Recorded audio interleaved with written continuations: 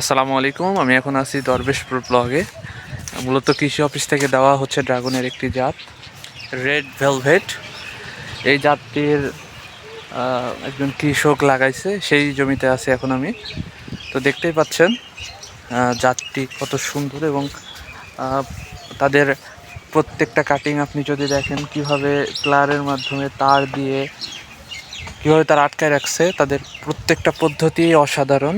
আমি মূলত আছি দরবেশপুর ব্লকে, খুব সুন্দর। এবং এটা হচ্ছে তাদের নতুন ড্রাগনের বাগান, এবং ওই পাশে আছে আর একটু পুরাতন বাগান।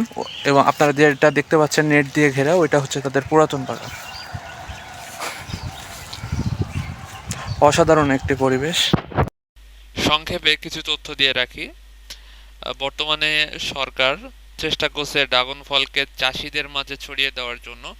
এজন্য নতুন নতুন জাত উদ্ভাবন করে কৃষকদেরকে দেওয়া হচ্ছে।